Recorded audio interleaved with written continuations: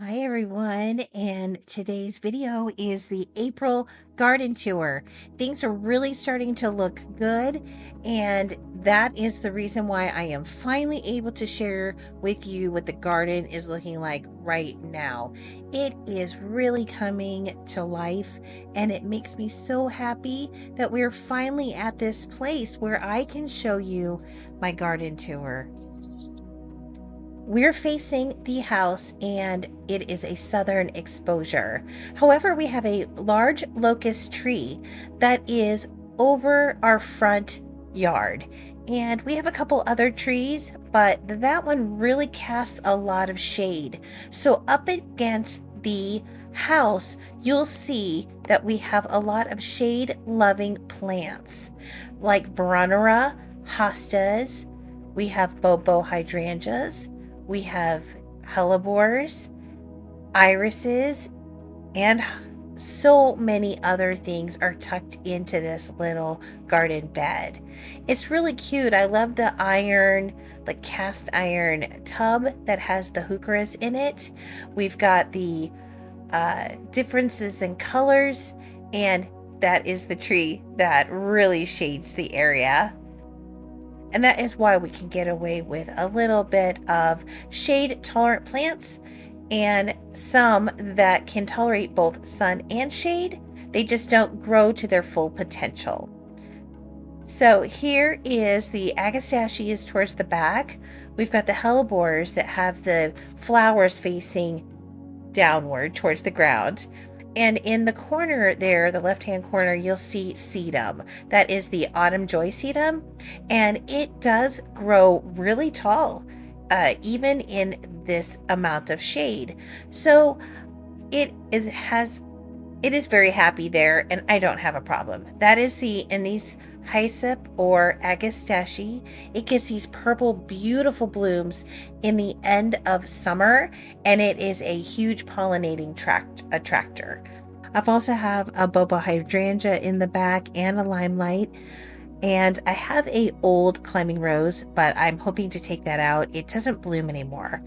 I've also have some hostas mixed along with some irises and brunnera.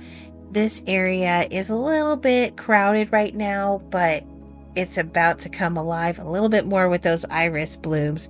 They are a purple and gold color. And then this rose is older than our house. Well, at least older than we have lived in the house. And we've been in the house for over 25 years. We've been there. So we really need to take this out. I just know how beastie taking rose bushes out is, and I have never had enough energy to take it out. So I just cut it down and let it do what its thing. I have one of the arbovitas, the compact rounded arborvita. I don't know the exact name of it, but it's been in this pot for a few years. I just give it plenty of fertilizer to spruce up the pot soil, and it does fabulous here. Then I've also have the just regular standard daylilies, the orange ones. I happen to really like them in moderation in my garden. And then I have a clematis here that has beautiful purple blooms in it. In fact, I went out there today and I could see that they are almost open. It is really exciting. We're almost there. My other clematis that's out front is already opening the blooms. It's a white colored one and it's absolutely stunning. Now we're walking over to the retaining wall garden. This one I built a couple years ago, and just to really kind of absorb the water that runs off of the retaining wall. This is I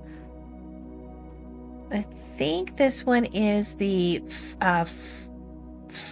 shoot. I'll put it up on the screen. I think that it is a quick fire fab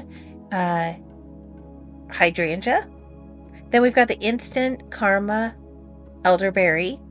It is really beautiful against my angel there. It's just so beautiful. And I can control the habit. It does get a lot bigger, but I've been able to kind of keep it under control to where it's it's still going to be higher than the retaining wall is, but also where I can reach it to trim it down and keep it in control. You'll notice that I have a lot of irises. I just love irises. I can't help it. I have multiple different colors in the garden, from purples to yellows to purple and gold. Um, and I even have a peach colored one, which I really love.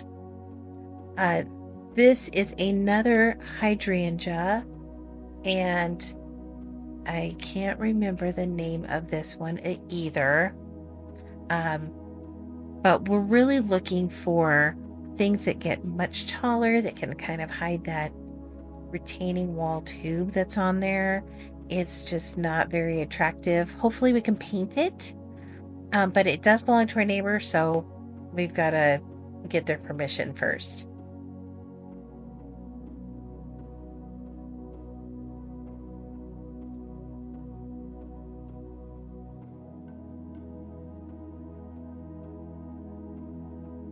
There is some peonies mixed into my beds too. I'm not a huge fan of peonies just because we get powdery mildew here. And after they're done blooming, which really is only like a week of bloom, they don't look very good. And I just don't want to make room for that kind of stuff in my garden if it's not going to perform the way that I would like it to. Next, I have some different types of lilies, and I have some druvellas right underneath the plum cherry tree. It's a multi-trunk tree, and I absolutely love this one. It gives a beautiful color, and we have a light that shines up into the tree. It's just beautiful. I've got some serendipity alliums here in the front, and then I have a hibiscus that is in the back. Now, right now, the hibiscus are not showing any signs of life. In fact, I think there's only one that is showing signs of life, and that is way up in the front yard. The one that's tucked in next to the serendipity allium is our tough stuff hydrangea, and then there's more of the peonies. I have planted some peas in the trellis area with the pot. However, I've only seen a couple of the peas start growing vines, so I don't know if I'm going to replace it with something else. This is more irises, and then that is our green mountain boxwood. It really grows in the shape of a cone, so it stays very conical, but I need to give it a prune job. I've got penstemon, more brunnera, irises, and another quick fire hydrangea there in the back. I also have some hyacinths up there in the front, and there is also heucheras in there because, again, I'm having to work with more shade. This area only gets morning sun and afternoon shade.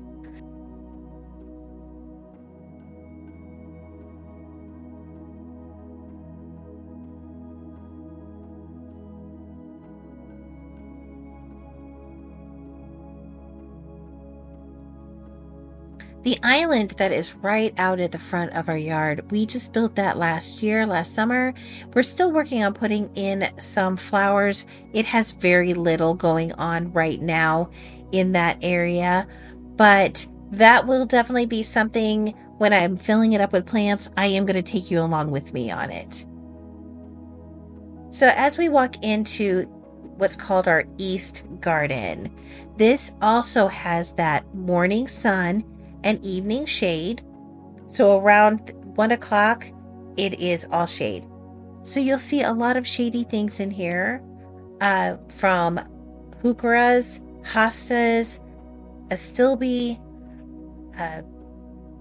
We've got a Japanese maple. We have grapevines that are growing across the pergola, and that also shades some of this area even more. So here we have some hyacinths along with I like to plant lavender in that white pot that I'm showing on that corner. I love to plant lavender in there, and I haven't been able to get my hands on any yet. It's still early in the season. I will get some lavender here pretty soon. So we've got some hyacinths in here and Globemaster alliums. I've got a tater tot arborvitae here. I've also got some hostas. And I have some hibiscus planted in here too. I've got a buckthorn here. This one is the fine line buckthorn, and it's supposed to be the improved one, which does look better than my other ones. And you'll see the other two in the Garden Avenue. I have a hydrangea here, hostas, heucheras, and penstemon. I also have some salvia mixed in, and I have some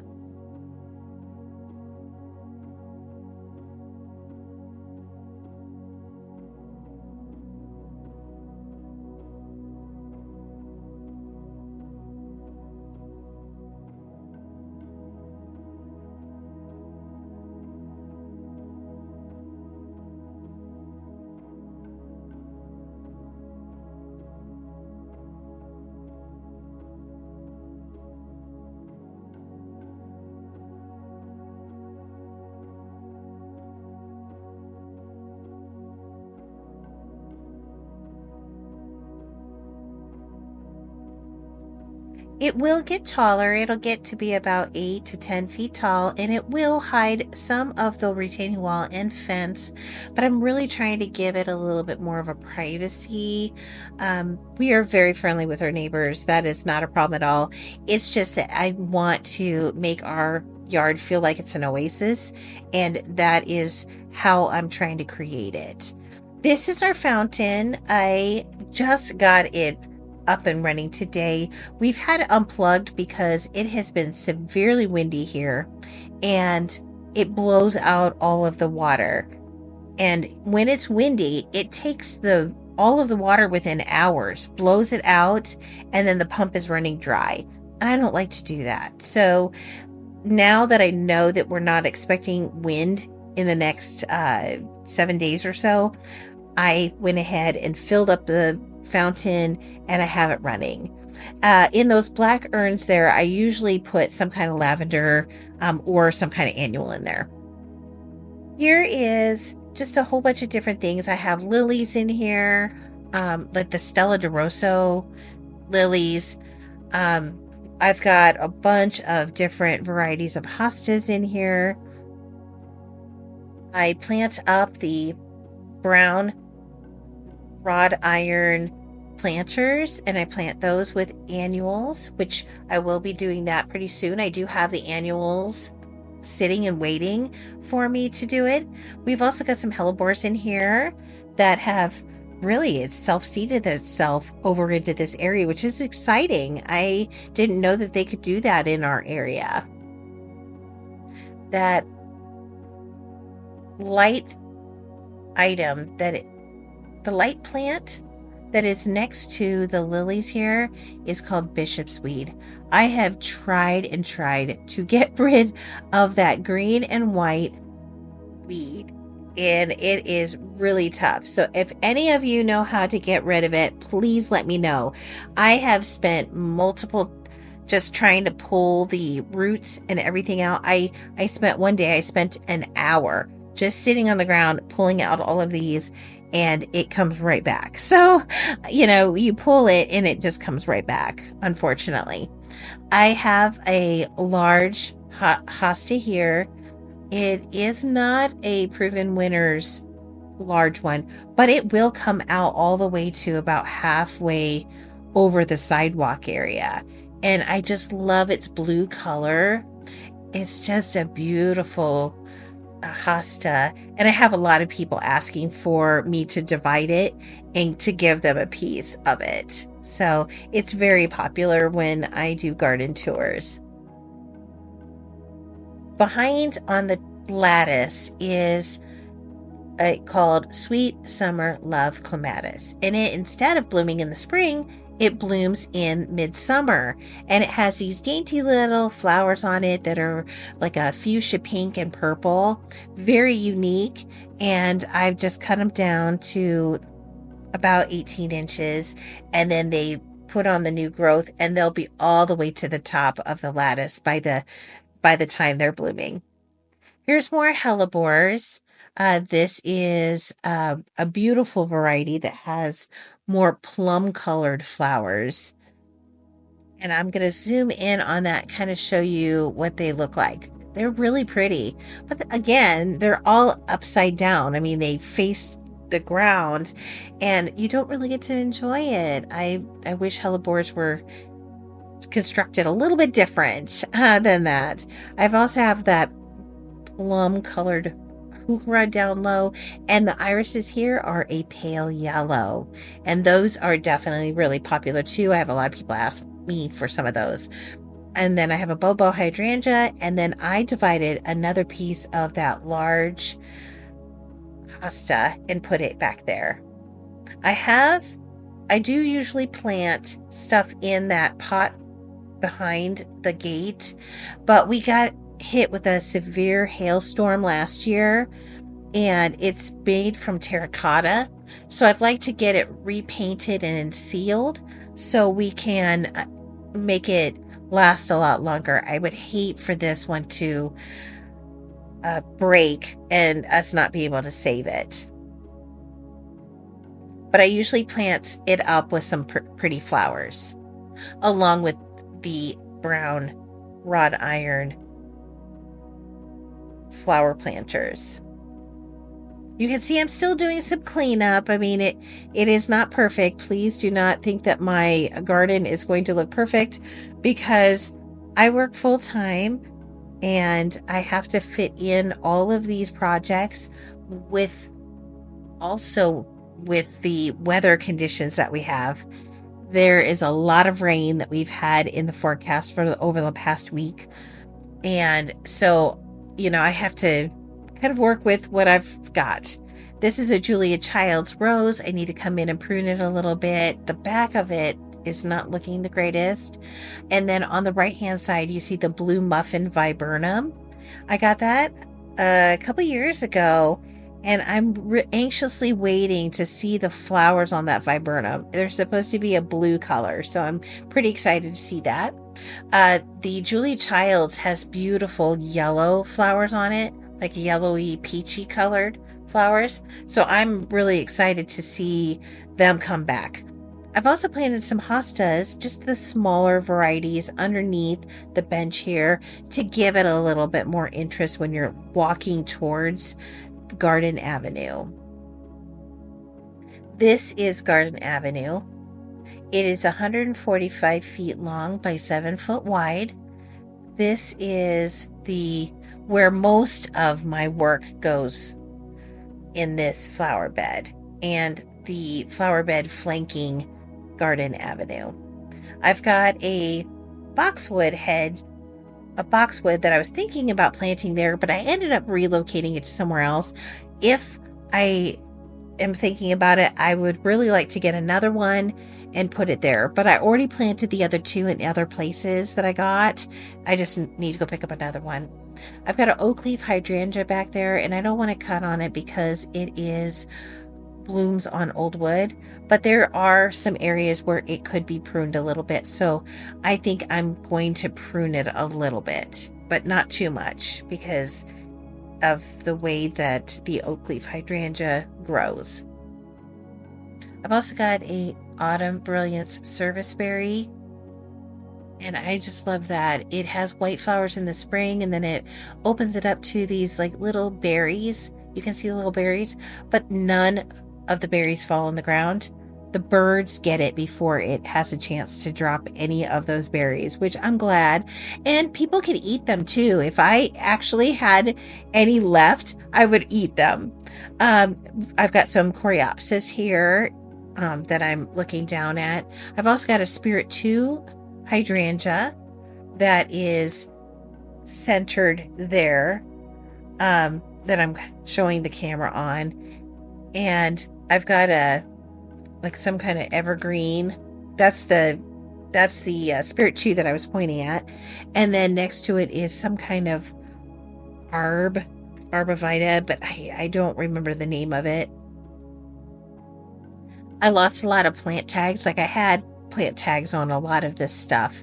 And uh, we, after, something happened and the plant marker didn't stay on there because I have water the waterproof garden markers that I write tags, and it wiped off, so I don't know.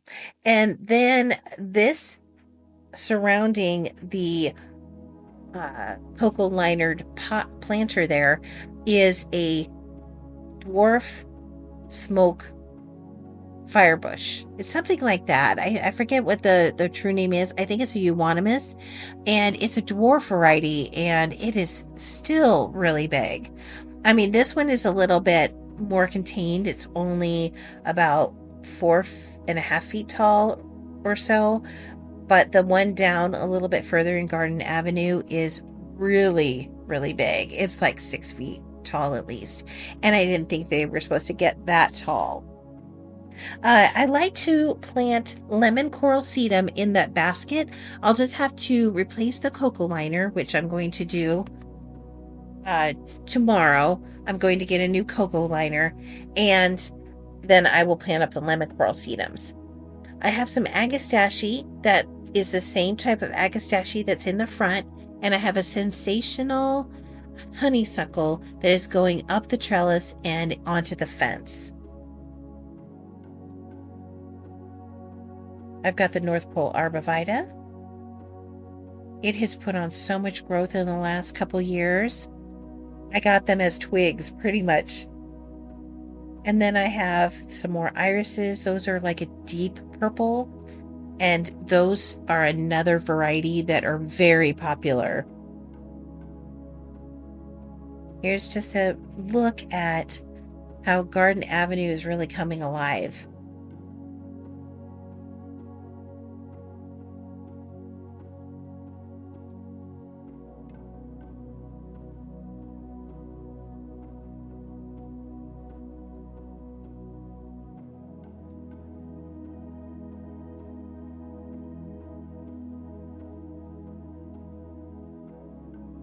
On this side, we have planted some iris. We had a grass there just last week.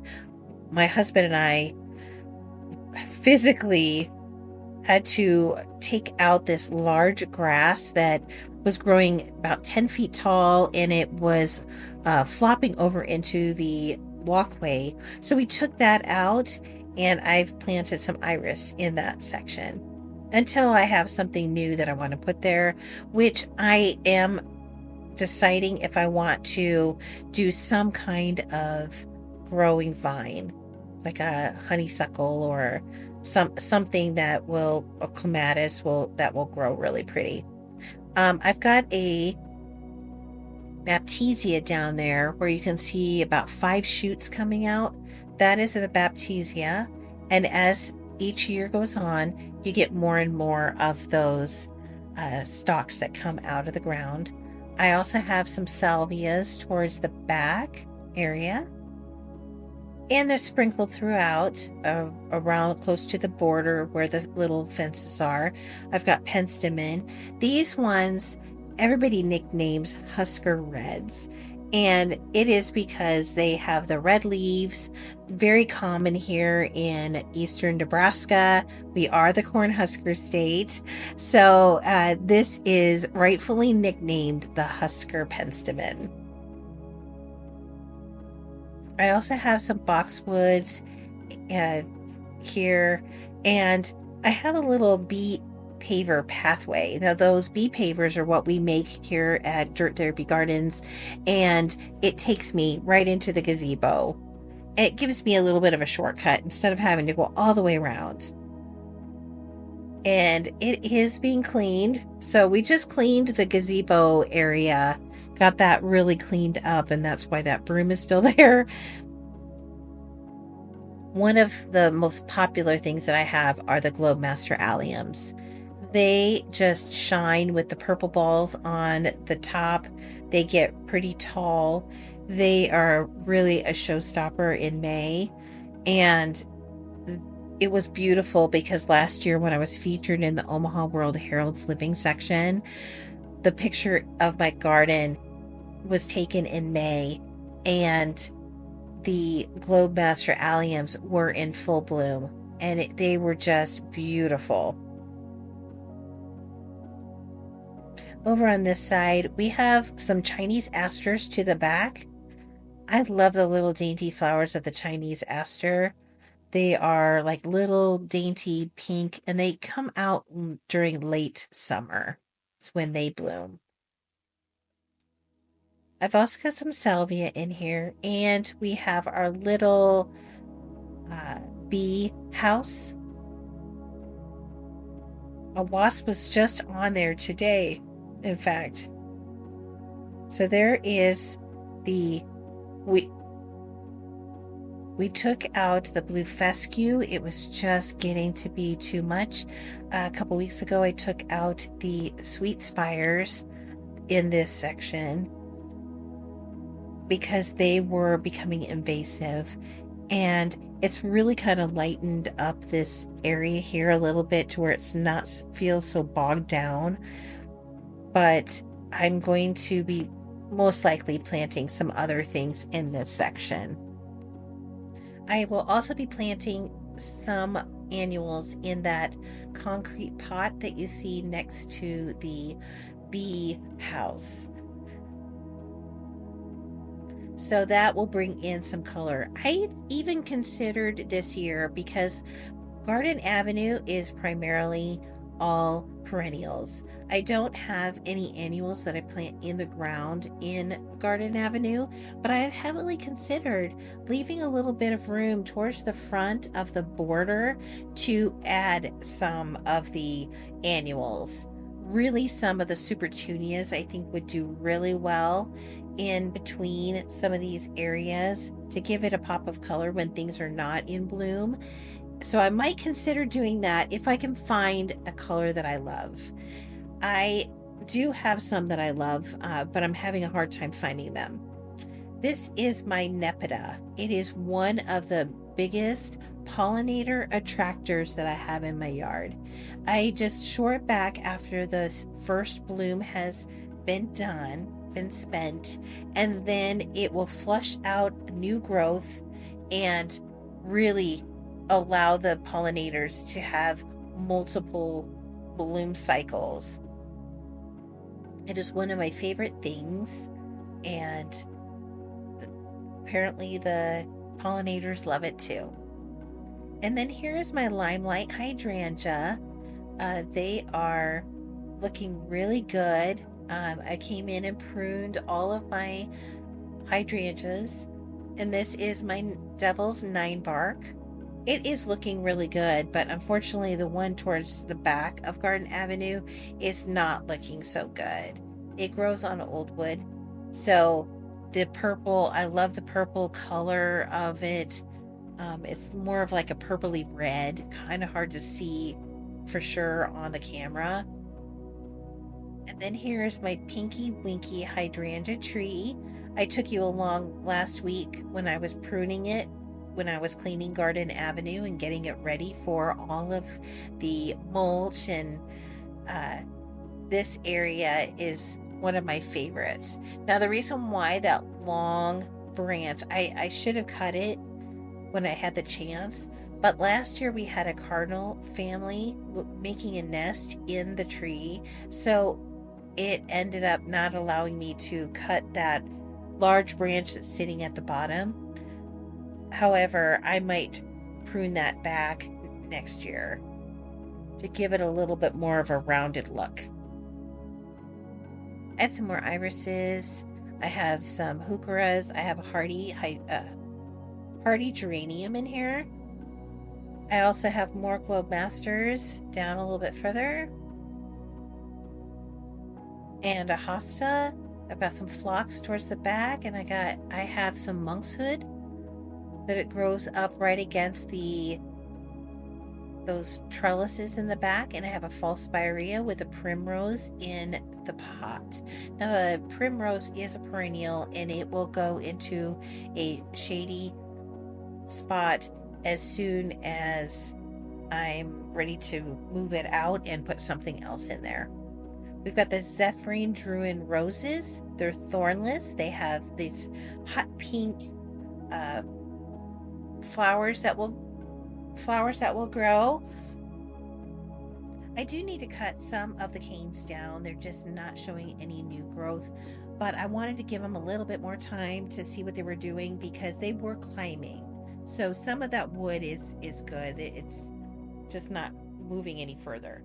I've got more irises, salvia, and nepeta here, and this is also where I planted the ornamental peach tree last year. I think it looks so cute there. I wanted to have some kind of tree there to frame out the trellis with the Zephyrin Druin roses. And the euonymus that I was talking about, that's to the back, you can see how much bigger it is than the one that was closer into Garden Avenue. Crazy how two different plants that are the same grow so quickly and so differently. I might move the ornamental peach tree out just a little bit, maybe a foot, to give it a little bit of breathing room from the euonymus, but I'm just going to wait and see. I don't want to disturb the roots on it. This is my leatherleaf viburnum. It's one of the oldest things in my garden. When we were building the wall in 2021, I put it in this pot under here and it was only about 1.5 feet tall. And now here it is 10 feet tall. It loves its life inside this pot. And, at this point, I don't think that I could even move it and put it in the ground, but it is beautiful and it loves it. I just throw some fertilizer in there and water it regularly, and it is very happy there.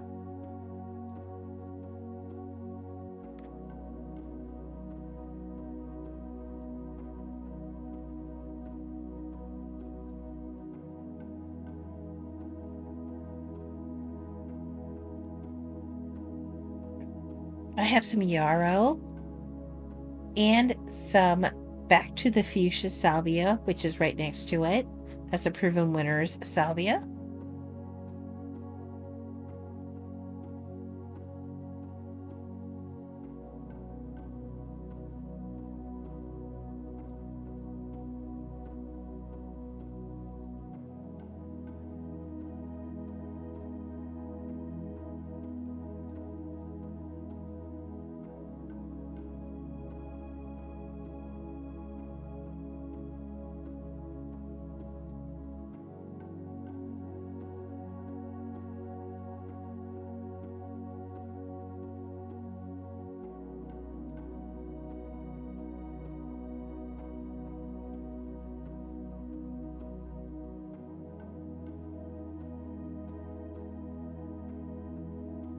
I got this Proven Winners Plum Dandy. It is from their Accents collection, and I love this one. It gets to 14 to 16 inches tall and wide. It's more of a rounded habit, and I only need one to fill it in a whole pot like this.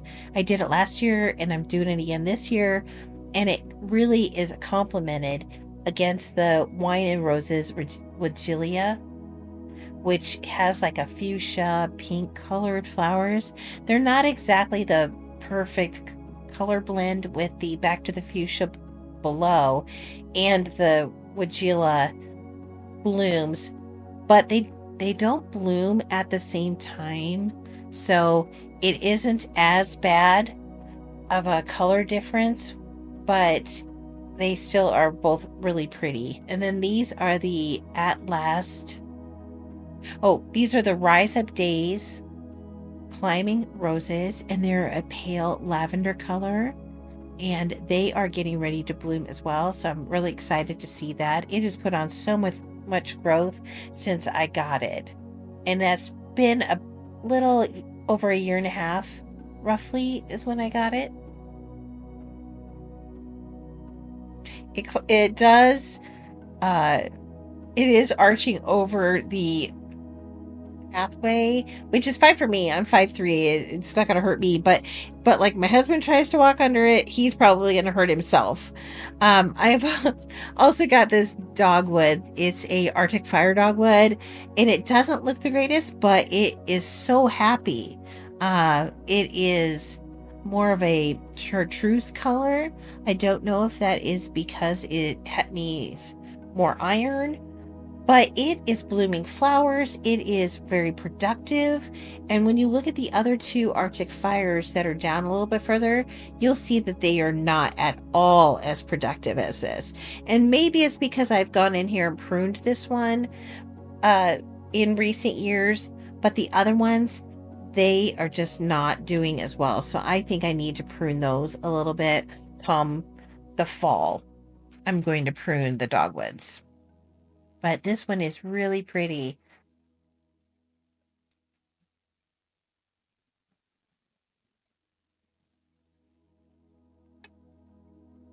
Just recently, I dug out 3 roses from this area. They were coral knockout roses, and they were just too hard to deal with. As you can see in my Garden Avenue cleanup, that was some of the project that I worked on. So we cardboarded this area, put down a good batch of mulch, and I really just weeded a lot. And we put up a hummingbird post. So we're going to put some hooks on there. We're going to put some hummingbird feeders on there. And we're going to do something really pretty in here with pollinators, with flowers that will attract the hummingbirds. It's one of my favorite things is the hummingbirds, so I wanted to make another habitat for them, which I already have one in our courtyard, but here is another one, and I definitely will be showing you the installation of this in another video. It is so adorable because my grandson was helping through this whole process. He is 5 years old, and he was very much into helping dig the hole, clean it out, help with mulch. He was such a trooper that day. Some of the other plants that are in this area are some veronica that are down low, and I have some irises, and I've got a lemony lace elderberry that is towards the back. It does struggle. I think it's because it's maybe gets too much sun, but I will be watching it, and if I need to relocate it to a shadier spot, I will. I've got some of the string theory ansomnia there in the front. They got beautiful bluish purple flowers. In fact, probably the bluest flowers I've ever seen on a plant. So I can really call this one blue. And then I've got some of the irises towards the back. I think these ones are the peach irises. So I'll wait and see. I can't remember for sure, but I'm almost positive these ones are the peach colored ones.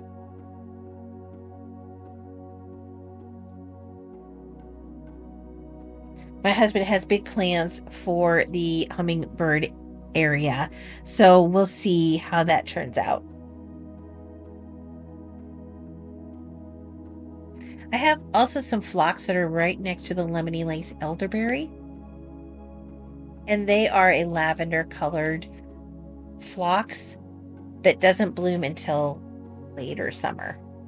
I also have a hibiscus in here and a whole bunch of the echinaceas down low that brings a bright pop of yellow into this area.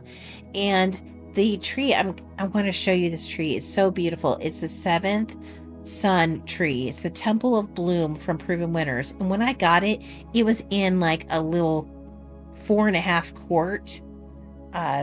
It was only maybe about 6 inches tall when I got it.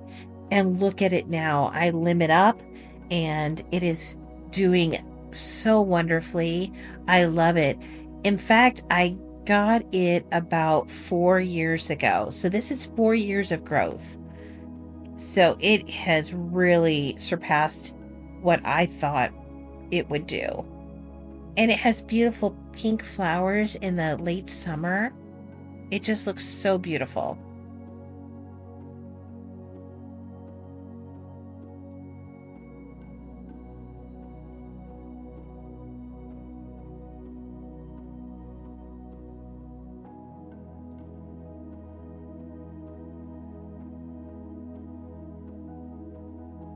I've got some more irises and some Stokes aster towards the back, and some of the autumn joycetum that is in the pot.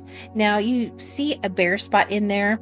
It was because I had a friend ask for a piece of it. So I went ahead and split it off for her. It will grow in and fill back in. I am not concerned about that bare spot at all. Then I've got some more Stella de Rosso, and I also have hibiscus and some milkweed in this area. And the milkweed is amazing because it attracts the monarch caterpillars. And last year I had 2 caterpillars on my milkweed. It was pretty exciting. I've just got the standard lilies again to the back. I do, again, like them in moderation, but they were one of the first things that was in my garden. You know, when I first started gardening, I wasn't into, I pretty much stuck with hostas, lilies, irises. That was my kind of my comfort zone. And then now I've broken out to so many other flowers that I've been able to try. I didn't know where to lift off. My flower beds were small. They were only about 18 inches wide. And now it with the 7-foot flower beds, I was able to just expand and try new things. I've got some more penstemon, some of that Husker red penstemon back here, along with some irises, and this is a button brush. It's not looking the greatest. It does have some new growth up at the top. I don't know. I might take this one out. I'm just not liking the way that it is performing.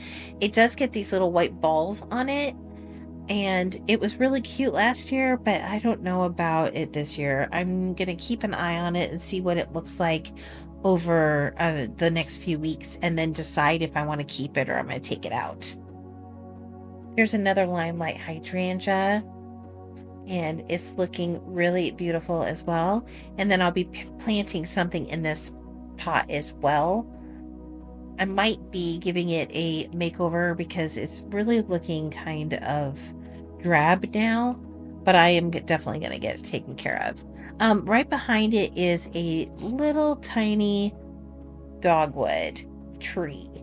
I made the mistake of getting a tree online, and I don't want to say anything bad about an online retailer, but fast growing trees is not where you want to get your trees. You want to buy them locally where you know that they're healthy and large and you really get what you pay for.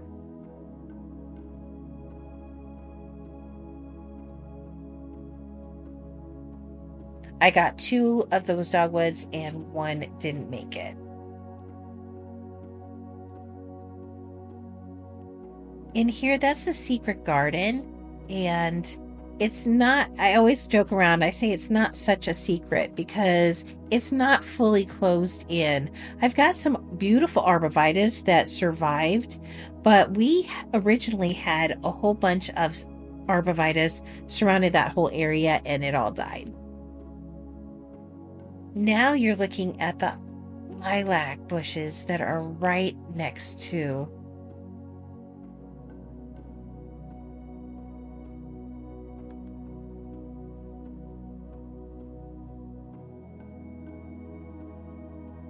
As we move on, the secret garden is filled with what's the climbing roses called Above and Beyond, and they are very thorny, beastie things, and they flop down because they're top heavy, and you have to wear a full bodysuit, leather bodysuit, to get in there to tie them up, but their blooms are gorgeous.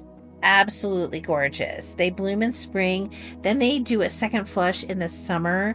It's not as prolific as it is in the spring, but what my husband's going to do is he's going to build a pergola structure to connect with the secret garden back trellis, and then he's going to make a pergola so the climbing roses have something to sit on, and they can just go across, because these two rose bushes get massive, and that will help keep it from flopping over. This is the other dogwood I was talking about, where all the growth is up at the top. There's not really any like growth happening at the bottom, and it's not even flowering. And I have not pruned on this uh, for couple years. So I don't know what is wrong with it, why it's doing that. Then I've got some more lilies, and I've got some Zagreb coreopsis that you see there on the left-hand side. And that, it happens to be one of my favorite coreopsis. It has beautiful yellow flowers that start blooming in late spring and go all the way till frost. So you have a show all year long, and their spent blooms just look like little brown dots, very small dots. So they do not need to be dead-headed. And that's what I love about them. But right now it smells so good right next to these lilac. I have a lilac tree, and then I have a bloomerang. I think the bloomerang is a Proven Winners lilac. And then I have the tree lilac there as well. I did plan very well when I was setting up the structure of the garden, and I put two lilacs right next to each other, but it smells great, so maybe it wasn't such a bad mistake. Now we are looking at some of the we're looking at some peonies there, and another North Pole arborvitae. I've got some of the irises below, and this is the 9-bark that I was talking about that doesn't look the greatest. It has growth there at the bottom, as you can see, but there is a lot of branches in there that do not look good.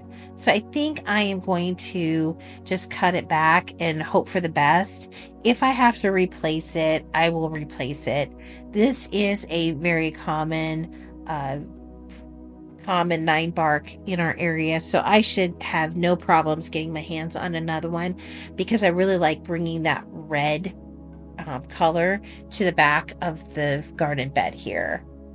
So I really know that I need something, but I'm not going to risk anything by cutting it back a little bit. I have a forsythia here, which surprises me that this forsythia really kind of takes over at the bottom. I'm having to really get in there and prune it and keep runners from getting buried and sending out runners. But I'm going to watch that. I might have to take that out of my garden. This is a spring agastache. I don't know what the variety name is, but it blooms in the spring, versus the anise hyssop agastache, which blooms in the late summer. So you have some of that purple color during the spring, and we should be seeing that coming up probably in the next few weeks. It's a really nice plant. And there is a mock orange, and then there's also that other dogwood that I was talking about. So 2 out of 3 look like this, and then the other one is blooming beautifully, and it's that chartreuse color. So I really don't know what is going on with the other ones.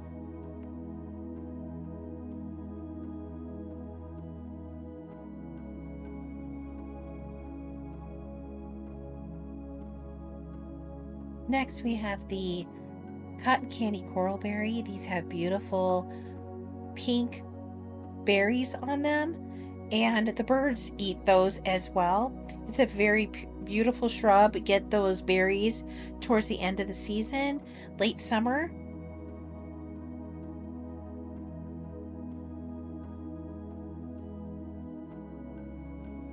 I also have some more lilies and a rose bush here. It is the Vanessa Bell, I believe.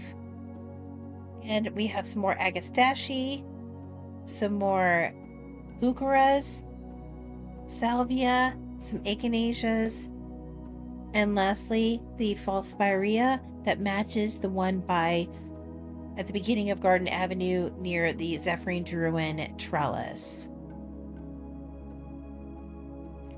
The whole Garden Avenue just looks really great. I am very happy with how it's looking right now, and a lot of work, but it is definitely pays off.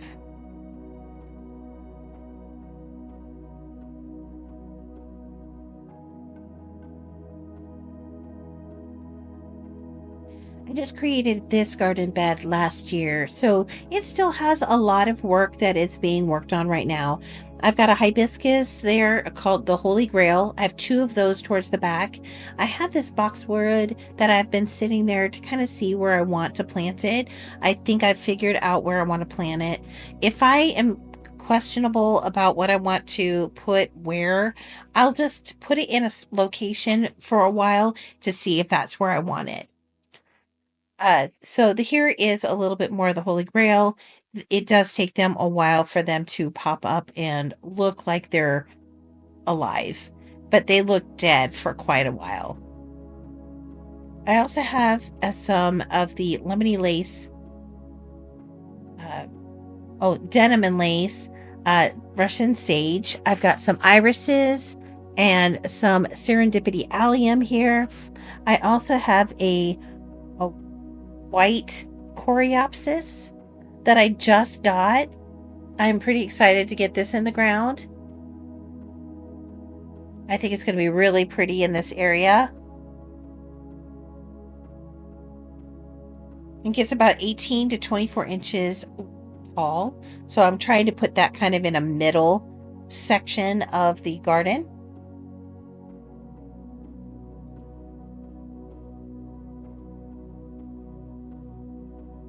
I did get those planted today, so I'm pretty excited about that.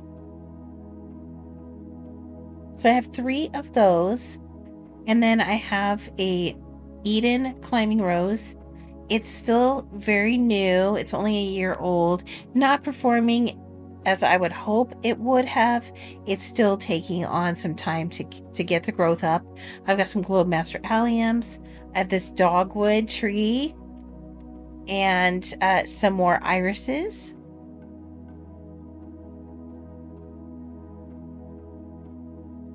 So this is coming along. It just needs a little bit more TLC for me to get in here. And I did not mulch this area yet because I still have plenty of weeding to do, which I did do the weeding today. I just wasn't able to get to it before the garden tour.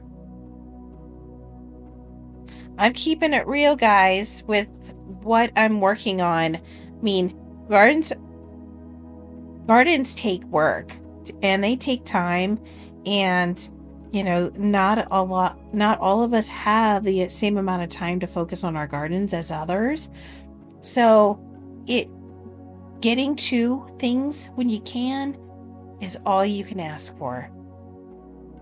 Here is our tree border, and we're finally getting somewhere in the tree border. We have all the cardboard down, and things are going.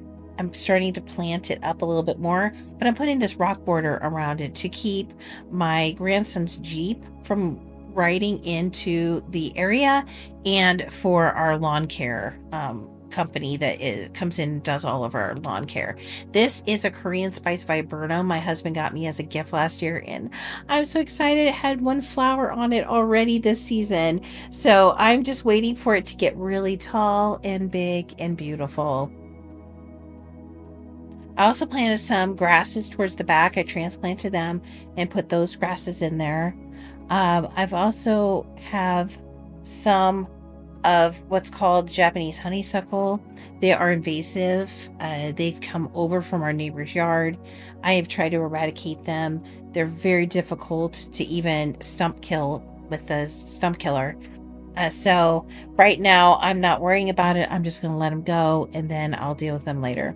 The scabiosa, this down here in the front, they are already attracting the bumblebees to them. So it's really exciting to see that beautiful pop of color there. Those are those Japanese honeysuckles that I'm talking about. They are beautiful. I don't get me wrong, they have beautiful white flowers on them. They have like little berries on them. They are really pretty, but they're very invasive and very hard to kill. They've got a large taproot. They go down really, really far, like a foot and a half into the ground straight down. They don't grow outward. So it's very hard to get underneath the taproot and to dig these out or even stump kill it because it doesn't get all the way down to the root. So I have to figure out how I am going to eradicate these. I have 3 in this area.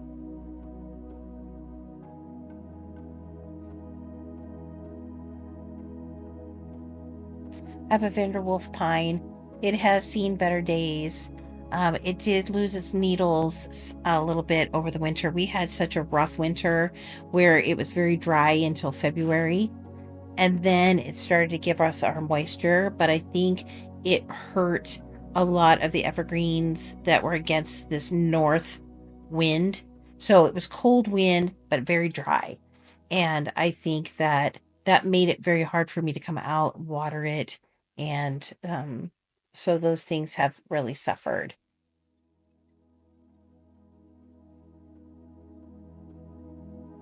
I have some perennials here up in the front, and they too have some beautiful purpley flowers, but they don't bloom until late spring, late summer. Apology. They don't bloom until late summer, and I can't remember the name of them, unfortunately. I'm going to see if I can find out.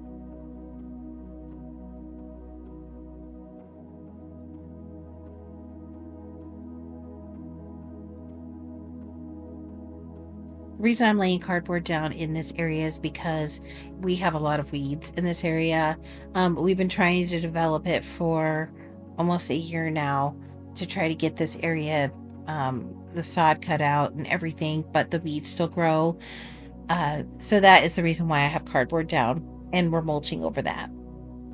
This lilac tree is also has everything up at the top, but nothing blooms on it. It hasn't bloomed for a few years. I love the structure of the tree, but I'm thinking I'm just going to have to remove it along with those little North Pole arborvitaes. Only 2 out of the 3 look really good. Sorry, 2 out of the 3 look really bad. So I only have 1 that actually looks good. I'm going to be taking those out, and I have to take out the blue spruce. So that is the reason why I think it's a water issue, because all this whole section here is really dry and nipped, and I think that could have potentially caused something. But we do have moles in the area as well, so it's possible that they could have ruined this section here in the tree border.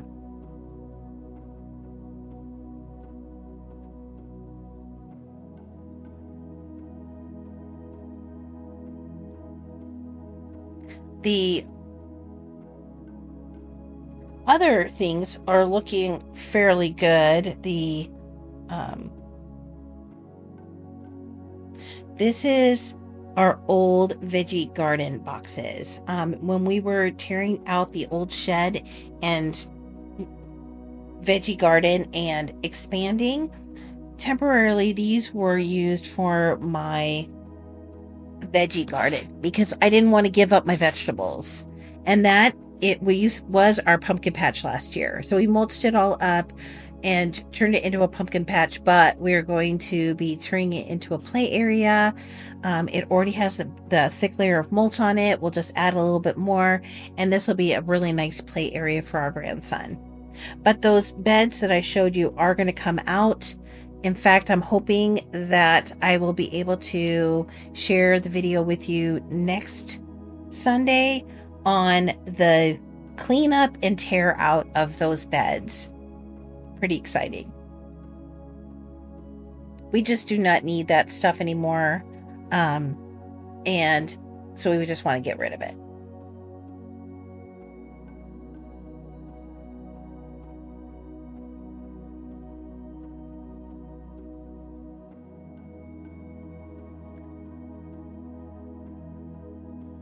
Eventually, we'll put in a new shed as well to put all of our tools in, but for right now, it is just a matter of getting these beds taken out.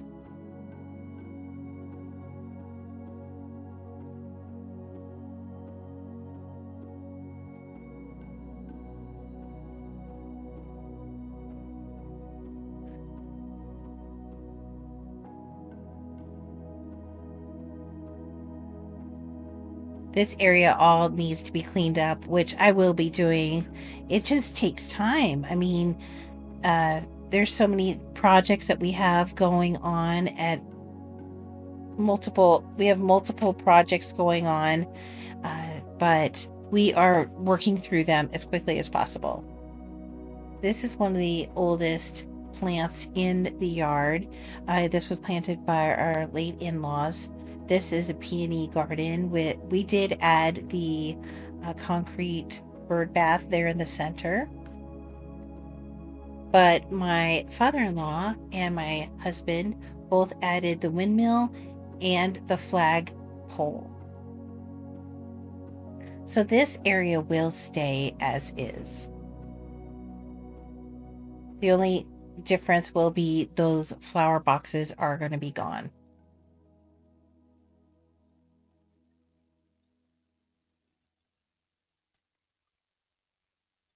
We're also going to put up a taller fence for the veggie garden because the critters get in here and I'd like to keep my veggies.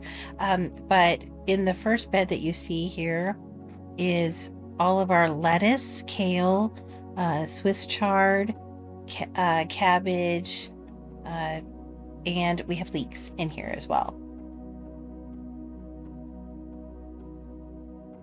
Most I have grown from seed. Uh,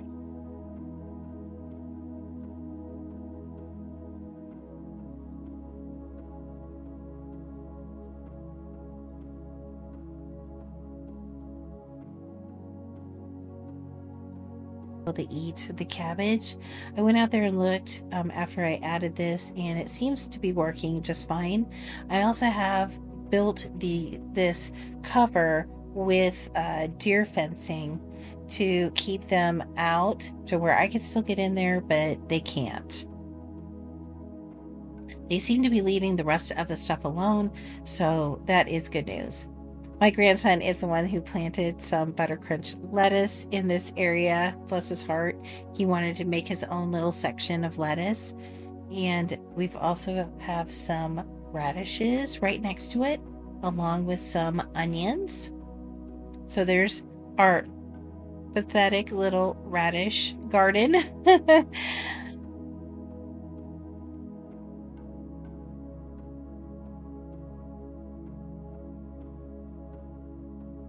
However, I don't like radishes much anyway, so those would just go to my mom.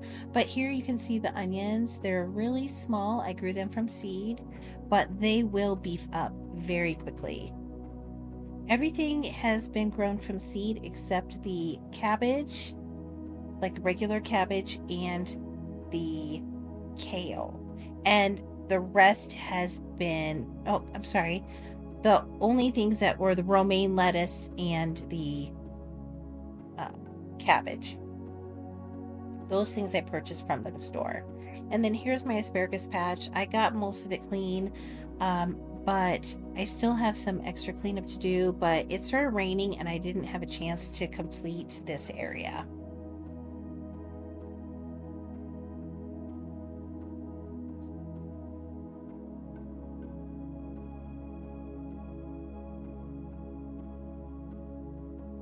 I still have quite a bit of cleanup. We haven't put anything over the poly yet. We have still been undecided on what we want to do. Here is the Globemaster alliums I grow on. These are ones that are for sale. I end up selling them in our plant sale, and so these ones are being grown on for that. Now, whatever I don't sell, I'll just replant back into the garden, and I will sell them next year. But this is typically my cut flower garden space. Eventually, On the west side of the house, I will have a cut flower garden area there. I'm looking forward to having waist high planter boxes, and I'll be able to plant things like these Goldmaster alliums, cosmos, dahlias, zinnias, etc. But for right now, I have to share it with the cut flowers. The strawberries are sharing their space. Eventually, this whole thing will be filled up with strawberries.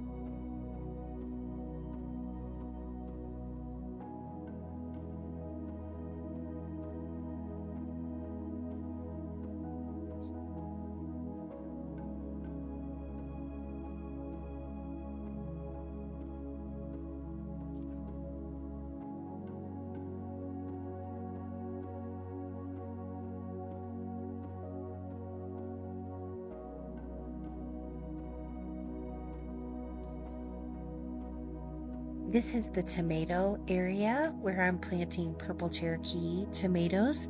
I grew them from seed. I've already planted one. I got to do two more, but then it will all be planted. All my tomatoes will be planted, except for the sun sugar cherries, which are still growing on, and they are going to go into a different section. Here is our strawberry patch. It is our ever bearing fruits, which means that it grows all throughout the season versus having one large batch of strawberries in June. That is called the June bearing. So these ones are the ever bearing. And we have a bunch of white flowers all over. We have the strawberries that are coming, and eventually this whole bed will be filled with strawberries.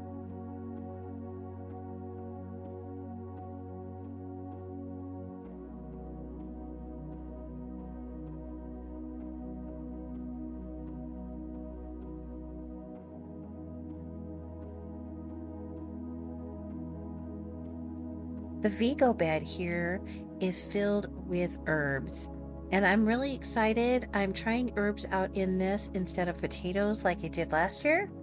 So I have basil in here. I did buy those at the store.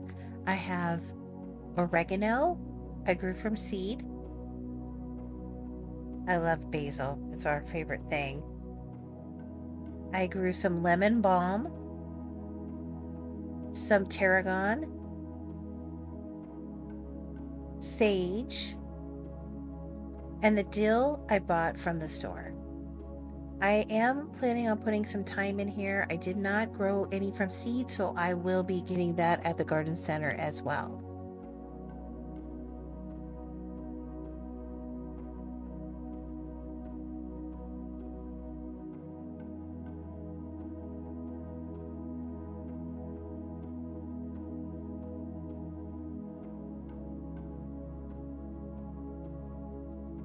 That brings us to our final thing to show you, and that is how the greenhouse is going. We still have one roof panel left, framing of the windows, and getting the door and some of the plywood at the bottom. So I just wanted to take you along, show you what's going on. Thank you everybody for tuning in to this gardening tour, and we will see you next time. Have a great garden day.